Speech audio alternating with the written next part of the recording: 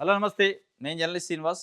ఈరోజు ప్రధాన వార్తాపత్రికల్లో ముఖ్యమైన వార్తలు మున్సిపల్ ఎన్నికలకు సంబంధించిన పోలింగ్ జరిగింది నిన్న. 116 మున్సిపాలిటీలు, 7 కార్పొరేషన్లు. దాంట్లో 73.01 పోలింగ్ జరిగింది ఓవరాల్‌గా యావరేజ్ తీస్తే. సరే పోలింగ్ 73 జరిగిందా, 75 జరిగిందా పక్కన పెడితే ఫలితాలు ఎట్లా ఉండబోతున్నాయి రేపు కౌంటింగ్ ఉంది 13థ్ రోజు. ఫలితాల పైన నిన్న కొన్ని ఎగ్జిట్ పోల్స్ వచ్చినాయి. 7 కార్పొరేషన్‌లో దాదాపు 5 వరకు కాంగ్రెస్ పార్టీ గెలిచే అవకాశం ఉంది. ఒక 2 బీజేపీ గెలిచే అవకాశం ఉందని. నిజామాబాద్ అండ్ కరీంనగర్ కార్పొరేషన్‌లు బీజేపీకి హోప్ ఉందని చెప్పి, మంచిర్యాల, రామగుండం, నల్గొండ ఇట్లాంటి కార్పొరేషన్‌లు ఒక 5 వరకు ఉన్నాయి. 5 కార్పొరేషన్‌లో కాంగ్రెస్ పార్టీకి అవకాశాలున్నాయి మహబూబ్‌నగర్‌తో సహా అని చెప్పి కొత్తగూడెం, మహబూబ్‌నగర్, నల్గొండ, మంచిర్యాల, రామగుండం. ఈ 5 కార్పొరేషన్‌లో కాంగ్రెస్ పార్టీ పాగా ఏసే అవకాశం ఉంది. ఒక 2 మట్టుకు బీజేపీ కాషాయ పార్టీకి అవకాశం ఉంది. ఆ 2 పెద్దయి కార్పొరేషన్‌లు. ఇక 116 మున్సిపాలిటీలలో దాదాపు 70 మున్సిపాలిటీలు 70-75 వరకు కాంగ్రెస్ పార్టీకి వచ్చే అవకాశం ఉంది. ఒక 30-40 వరకు బీఆర్ఎస్ పార్టీకి, 30-35 వరకు ఇంకొక 5, 6 బీజేపీకి కూడా వచ్చే అవకాశం ఉందని ఒక లెక్క చెప్పారు. సరే ఏదేమైనా పట్టణాల్లో జరిగిన 116 మున్సిపాలిటీలలో జరిగిన ఎన్నికల్లో ప్రధానంగా మిక్స్డ్ ఉంటారు. రూరల్ అండ్ అర్బన్ పీపుల్ కలిసి ఉంటారు అక్కడ. ఆ చుట్టుపక్కల ఉన్న రైతులు, రైతు కుటుంబాలు అక్కడ వాళ్ళ ప్రభావం తప్పనిసరిగా ఉంటుంది ఓటర్స్‌లో.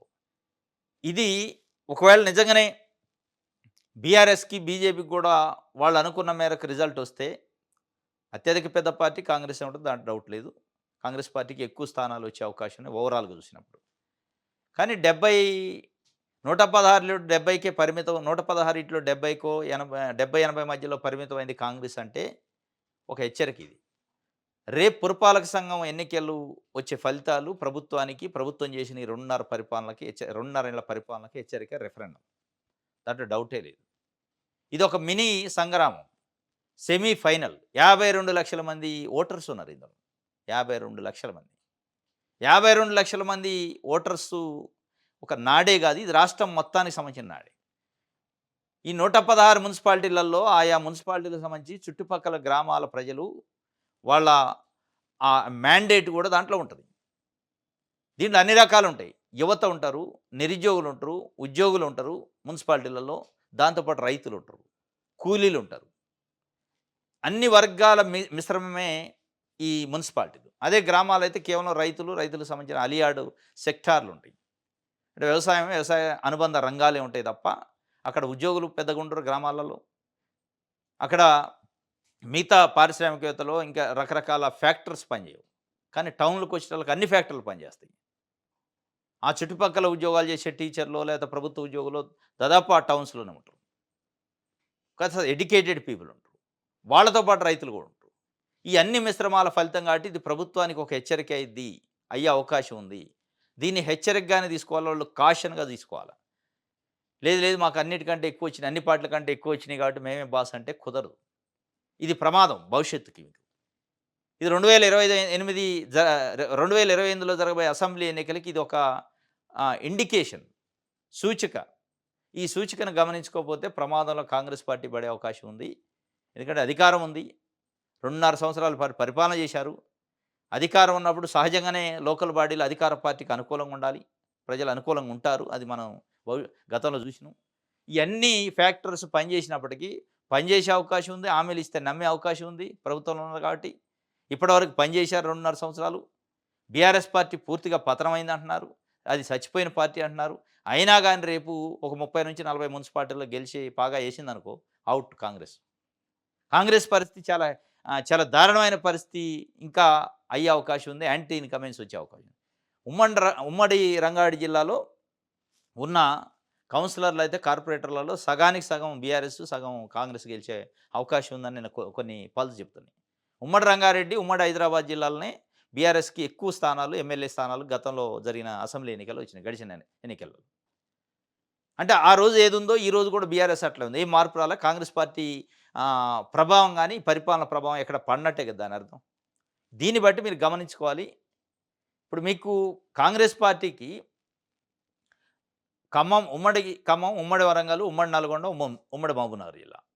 ఈ 4 జిల్లాల్లో దాదాపు 100 సీట్ల దగ్గరలో వచ్చినాయి. మెజారిటీ సీట్లు అక్కడనే వచ్చినాయి. ఇదే సారీ ఈ 50 సీట్ల వరకు 48 సీట్లు అనుకుంటా. 48 సీట్లు అక్కడే వచ్చినాయి.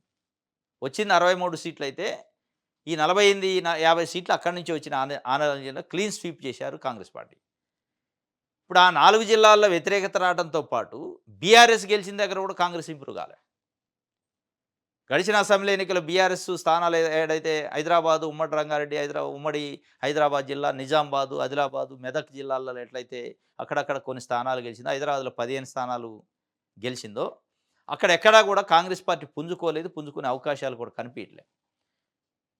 వాళ్ళకి వన్ సైడెడ్‌గా వచ్చిన 4 జిల్లాల్లో వ్యతిరేకత స్టార్ట్ అయింది. బీఆర్ఎస్ పార్టీకి వచ్చిన దగ్గర, బలం వచ్చిన దగ్గర అక్కడ కూడా కాంగ్రెస్ ఇంప్రూవ్ కాలేదు. వీటన్నిటిని ఒక హెచ్చరిక తీసుకోకపోతే ఇబ్బందయితది. గట్టిగానే పోటీచ్చాం. కాంగ్రెస్‌కి ఈజీ ఏం కాదు. పోలింగ్ సరళిపై బీఆర్ఎస్ పోస్ట్ మార్టం. కనీసం 40 మున్సిపాలిటీల విజయ అవకాశాలపై ధీమా. 3 కార్పొరేషన్ల కాంగ్రెస్ గట్టి పోటీగా ఇచ్చినట్టు అంచనా. కార్పొరేషన్‌లో ఒకటి కూడా వచ్చే పరిస్థితి లేదు బీఆర్ఎస్‌కి. ఓ 30-40 మధ్యలో మున్సిపాలిటీలు వచ్చే అవకాశం ఉంది తప్ప కార్పొరేషన్‌లో బీజేపీకి అవకాశం ఉంది. పోటీ అయితే గట్టిగానే ఇచ్చినాం. కాంగ్రెస్ పార్టీకి ఈజీ ఏం కాదు అనే ఒక మెసేజ్ అయితే ఇచ్చారు. ఫలితాలపై కాంగ్రెస్ పార్టీ అయితే ధీమాగా ఉంది. దాంతోపాటు మహానగరాన్ని 3 కార్పొరేషన్లుగా నిన్న విభజించారు. హైదరాబాదు అంటే జీహెచ్ఎంసీ, సైబరాబాదు, మల్కాజిగిరిగా. 3 కార్పొరేషన్ల స్పెషల్ ఆఫీసర్‌గా జయేష్ రంజన్, కమిషనర్లు కర్ణంద్, వినయ్ కృష్ణారెడ్డి, సృజన బాధ్యతలు స్వీకరణ. జీహెచ్ఎంసీ ఎన్నికలు కూడా చాలా ప్రమాద హెచ్చరిక కాంగ్రెస్ పార్టీకి. జీహెచ్ఎంసీ పరిధిలో ఉన్న మెజారిటీ ఎమ్మెల్యే సీట్లు బీఆర్ఎస్ గెలిచింది. దాని తర్వాత ఎంఐఎం గెలిచింది. కాంగ్రెస్ పార్టీ లేదు అసలు ఇక్కడ. అక్కడి నుంచి 2.5 సంవత్సరాలు పరిపాలన చేశాక కూడా బీఆర్ఎస్‌ని కదిలించలేని పరిస్థితి ఇప్పటికి కూడా ఉందా అని అనుమానం వస్తుంది. బీఆర్ఎస్‌కి ఆ రోజు ఏది ఉందో ఈ రోజు కూడా అదే మ్యాండేట్ ఉంటదా అనే ఒక అనుమానం వస్తుంది. మరి దాన్ని దృష్టిలో పెట్టుకున్నా గానీ 3 ముక్కలు చేశారు జీహెచ్ఎంసీని. ఒకటి జీహెచ్ఎంసీ అంటే కంప్లీట్‌గా ఎంఐఎం ప్రాతినిధ్యం ఎక్కువ ఉండే ఏరియాని ఒక సెపరేట్ చేసేశారు. దాంతోపాటు సైబరాబాద్ అని పెట్టారు. అక్కడ ఆంధ్ర సెటిలర్స్ ఎక్కువ ఉంటారు. బిజినెస్ మ్యాన్స్ ఎక్కువ ఉంటారు. అక్కడ ఏమన్నా కాంగ్రెస్ పార్టీకి అనుకూలంగా ఉండే అవకాశం ఉంది అనే దాన్ని ఒక చీలిక చేశారు. మల్కాజ్గిరి అని ఒకటి చేశారు. దాంట్లో తెలంగాణకు సంబంధించి మహబూబ్ నగరు, నల్గొండ ఈ ప్రాంతాలు, నిజామాబాదు ఈ ప్రాంతాల నుంచి వచ్చి అక్కడ సెటిల్ అయిన పీపుల్ ఉంటారు. ఈ మూడిటిని 3 ముక్కలు చేశారు. ఈ 3 ముక్కల్లో అయినా ఏమన్నా విజయం సాధించొచ్చని ఒక దానికోసం చేశారనేది ఒక చర్చ నడుతుంది. ఇది కూడా మరి ఫలించిద్దా? లేదంటే ఇది కూడా బోల్తా కొట్టిద్దో తెలీదు గానీ, నిన్నటి నుంచి అంటే పాత జీహెచ్ఎంసీ కార్పొరేటర్ల పదవీ కాలం అయిపోయింది. ఆ పాలకవర్గాన్ని. వెంటనే 3 ముక్కలయిపోయింది. రైట్. ఇది ఒక వార్త.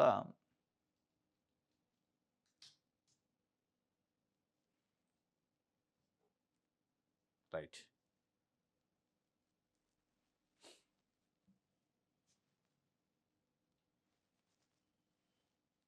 ఆంధ్రజ్యోతి చూద్దాం. బీఆర్ఎస్ లేవలేదు, బీజేపీ చాలదు, తెలంగాణలో కాంగ్రెస్‌కి తిరుగులేదని చెప్పి ఆంధ్రజ్యోతి అంటే వాళ్ళు చూసింది ఆంధ్రజ్యోతికి కనపడేది కాంగ్రెస్‌కి తిరుగులేదని కనపడుతుంది. బీఆర్ఎస్‌కి ఇక లేచే పని లేదట, బీజేపీ చాలదట. 30-40 స్థానాలు వస్తాయని చెప్పి మున్సిపాలిటీ చైర్మన్‌లు ఒక పీపుల్స్ పల్స్ అని వాళ్ళు ఎగ్జిట్ పోల్ చేశారు. కానీ ఆంధ్రజ్యోతికి అసలు లేవనే లేవదని కనపడుతుంది. లేవటం కాదు, కాంగ్రెస్ పార్టీకి ఒక హెచ్చరిక జారీ చేసినట్టు ఈ మున్సిపాలిటీ ఎన్నికలు. ఆంధ్రజ్యోతి రాసిన వార్తలను పట్టుకొని నిజంగానే ముఖ్యమంత్రి రేవంత్ రెడ్డి గారు నమ్మి, ఎందుకంటే బోకే ఇచ్చిండు. ముఖ్యమంత్రి రేవంత్ రెడ్డి గారు ముఖ్యమంత్రి హోదాలో ఎళ్లి, ఏబీఎన్ రాధాకృష్ణ గారికి ఇంటికి ఎళ్లి బోకే ఇచ్చిండు జనవరి 1 రోజు. మరి ఆ విశ్వాసం ఏం గాని ఈ కాంగ్రెసు తిరుగులేదని చెప్పి రాసిండు. నిజంగానే కాంగ్రెస్ తిరుగులేదని చెప్పి వీళ్ళ మాటలు, వీళ్ళ వార్తలు నమ్మి మీరు అదే పని చేస్తే, ఇప్పుడు చేస్తున్నట్టే చేసుకుంటూ పోతే కాంగ్రెస్ పార్టీ లేవటం కాదు, కనపడదు. అది హెచ్చరికే. ఎందుకంటే ఇప్పుడు చేస్తున్న ప్రజలపైన పరిపాలన పైన ప్రజల్లో చాలా అనుమానాలున్నాయి. అసంతృప్తి ఉంది. దాన్ని పోగొట్టాలంటే ఇప్పటి నుంచైనా సెట్ రైట్ అవ్వాలి మీరు. ఇది ఒక వార్త. అయితే అస్తం హవా ఉందట. 70% మున్సిపాలిటీల్లో కాంగ్రెస్ ఆధిక్యానికి అవకాశం. 70% ఉండొచ్చు. మిగతా 30%, 40%, 35% బీఆర్ఎస్ స్పేస్ వచ్చిందంటే చాలు వాళ్ళకది. ఇంక అక్కడ దొరికినట్టే, మెట్టు దొరికినట్టే పైకెక్కడానికి. కాంగ్రెస్ పార్టీ ఇంకో 2.5 సంవత్సరాలు ఇదే పద్ధతిలో పరిపాలన చేస్తే ఇప్పుడు 70% కాస్త 50కి పడిపోయినా ఆశ్చర్యం లేదు. 50 లోపు పడిపోయినా ఆశ్చర్యం లేదు. దాన్ని ఒక కాషన్‌గా తీసుకోవాలి తప్ప, ఇక అంతా బాగానే ఉందని గుడ్ ఫీల్ అని అంటే కష్టం. హైడ్రాకున్న అధికారం ఏమిటి? నోటీసులు ఇవ్వకుండా కూల్చేస్తారా? ఆక్రమణే అయినా నోటీసులు ఇవ్వాలి. హైడ్రా ఏకపక్షంగా కూల్చొద్దు. ఎంఏయుడి ఆధీనంలోనే హైడ్రా పనిచేయాలని హైకోర్టు స్పష్టంగా ఇప్పటికే పదే పదే చెప్పింది. హైడ్రా మీకున్న అధికారం ఏంది? అసలు మీరు చేస్తుంది చట్ట వ్యతిరేకమైన కార్యక్రమాలు ఎందుకు చేస్తున్నారు? నోటీసులు ఇవ్వకుండా ఎట్లా కూలుస్తారు?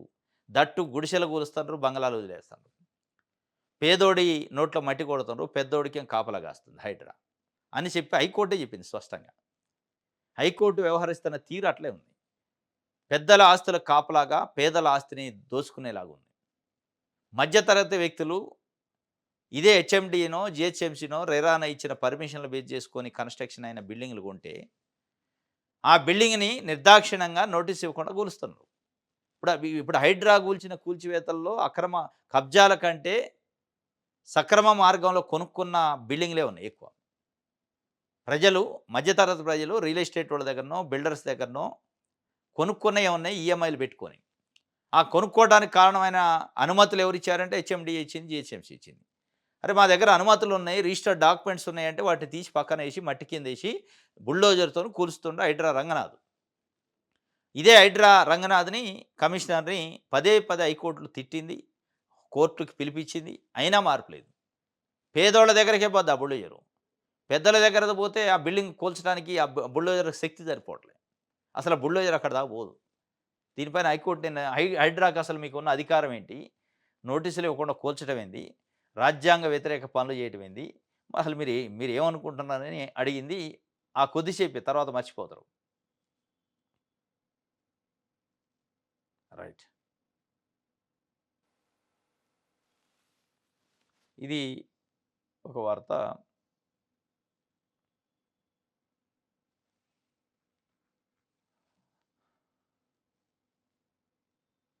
89 మంది మైనర్లపై టీచర్ లైంగిక దాడి చేసిండట. భారత్ సహా 9 దేశాలకు చెందిన బాధితులు. ఫ్రాన్స్‌లో 5 దశాబ్దాలు కొనసాగిన దురాగతం. అనారోగ్యంతో ఉన్న తల్లినే చంపేసిన నిందితుడు.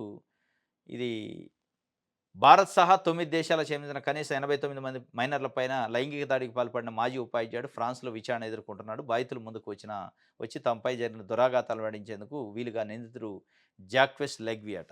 ఇది మన దేశంలో కాదు, ఈ దరిద్రం బయట కూడా ఉంది. ఈ మైనర్లపైన లైంగిక దాడులు అనేది ఫ్రాన్స్‌లో కూడా ఉందట. రైట్. వెలుగు పేపర్ చూద్దాం. ఓటెత్తిన పట్నం మున్సిపాలిటీల్లో, కార్పొరేషన్‌లో కలిపి 73% పోలింగ్ అయిందట. ఇది ఒక వార్త ఇచ్చారు. రైట్. ఇది అమెరికా ట్రేడ్ డీల్‌తో భారత్‌కు నష్టము. ట్రంప్ ముందు మోదీ మోకరిల్లారు. భారత మాతను అమ్మేశారు. సిగ్గుపడాలి. రైతుల ప్రయోజనాలు తాకట్టు పెట్టారు. వ్యవసాయ, టెక్స్‌టైల్స్ రంగాలు నష్టపోతాయి. అమెరికా టారిఫ్‌లు 18%కి పెంచితే మన టారిఫ్‌లు 0 తగ్గింపా. దేశంలో ఏ ప్రధాని ఇలాంటి నిర్ణయం తీసుకోలేదు. లోక్సభలో బడ్జెట్‌పై చర్చలో ప్రతిపక్ష నేత రాహుల్ గాంధీ ఫైర్ అయ్యారు వాస్తవంగా. చాలా సుదీర్ఘమైన ప్రసంగం చేసిండు రాహుల్ గాంధీ నిన్న లోక్సభలో ప్రతిపక్ష నాయకుడిగా. అమెరికా ట్రేడ్ డీల్ భారతదేశంతోనే అమెరికాతోని భారతదేశం చేసుకున్న ట్రేడ్ డీల్ పైన చాలా అంశాలు చెప్పారు. దాంట్లో ప్రధానంగా ఆయన ఆరోపిస్తున్న మాట, భారతదేశాన్ని నరేంద్ర మోడీ ప్రభుత్వం అమ్మేసింది. తాకట్టు కాదు, అమ్మేసింది. అమెరికాకి అమ్మకం చేసింది భారతదేశాన్ని. భారత మాతను అమ్మేశారు. భారత మాత అనుకుంటూనే అదే భారత మాతని డొనాల్డ్ ట్రంప్ చేతులు పెట్టి అమ్మేశారని చెప్పి. ఇప్పుడు ఏదైతే 25% సుంకాలు తగ్గించిండు డొనాల్డ్ ట్రంప్, చాలా అద్భుతం చేసిండు నరేంద్ర మోడీ అని చెప్తున్నారు కదా, అది తప్పు. ఈ 25% సుంకాల తగ్గింపు వెనక పెద్ద కుట్ర ఉంది. భారతదేశానికి సంబంధించిన 70% మంది వ్యవసాయ రంగం పైన ఆధారపడిన వ్యవసాయదారుల్ని, రైతులను తాకట్టు పెట్టిండు ట్రంప్ చేతిలో, అమ్మేసిండు. అంటే యుఎస్ఏలో, అమెరికాలో పండుతున్న వ్యవసాయ పంటలు, ఉత్పత్తుల్ని బేషరతుగా దిగుమతి చేసుకోవాలట భారతదేశం. ఆ ట్రేడ్ డీల్ అది. అందుకే ఆయన అమ్మేశారన్న. యుఎస్ఏలో అంటే అమెరికాలో పండుతున్న పంటలు, అక్కడ రైతులు పండించిన పంటల్ని మన దేశానికి దిగుమతి చేస్తారట 0 సుంకంతోని. ₹1 సుంకం లేదు. బేషరతుగా, కండిషనల్‌గా తప్పనిసరిగా చేసుకోవాలి దిగుమతి. చేసుకుంటా అంటేనే సుంకాలు తగ్గించిండట. అక్కడి నుంచి మనం దిగుమతి చేసుకోవాలంటే మరి మన దగ్గర పండిన పంటలు, మన దగ్గర రైతుల పరిస్థితి ఏందంటే చిప్ప చేతికిచ్చే కార్యక్రమం చేస్తాడు నరేంద్ర మోడీ భవిష్యత్తులో. చాలా అత్యంత ప్రమాదకరం ఇది. 70% మంది వ్యవసాయ ఆధారిత కుటుంబాలు, వ్యవసాయ ఆధారిత ప్రజలున్న దేశానికి సంబంధించి, ఎక్కడో అమెరికాలో పండిన పంటలను మనం దిగుమతి చేసుకోవాల్సిన పరిస్థితి ఏంటి? ఇక్కడ మన దగ్గర లేని పంటలు, మన దగ్గర పండని పంటలు దిగుమతి చేసుకుంటారు గానీ, మన దగ్గర పండిద్దా, పండదా అవసరం లేదట వాళ్ళకి. మన దగ్గర రైతుల గురించి అవసరం లేదు. మన దగ్గర రైతుల భవిష్యత్తు గురించి అవసరం లేదు. అమెరికా సుంకాలు తగ్గించింది కాబట్టి మనం దానికి ఒప్పుకున్నాం.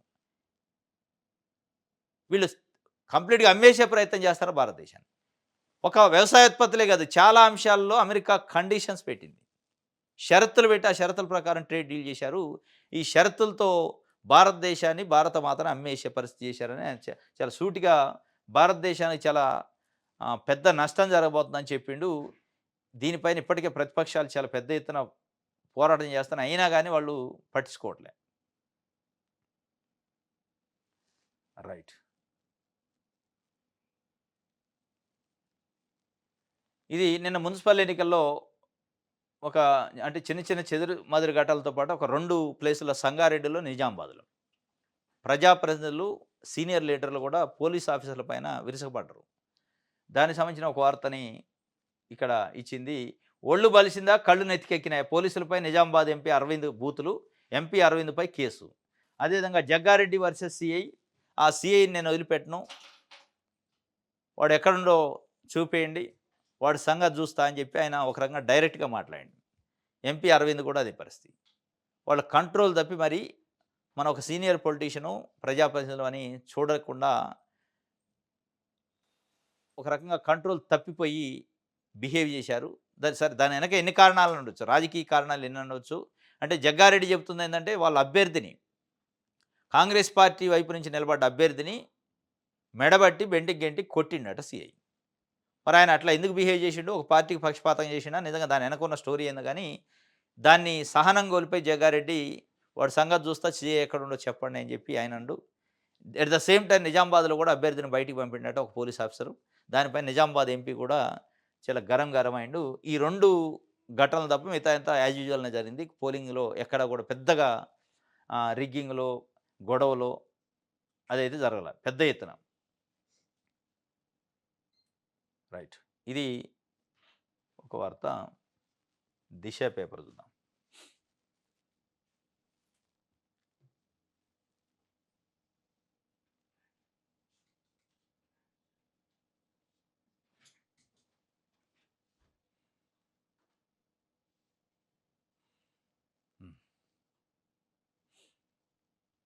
రైట్.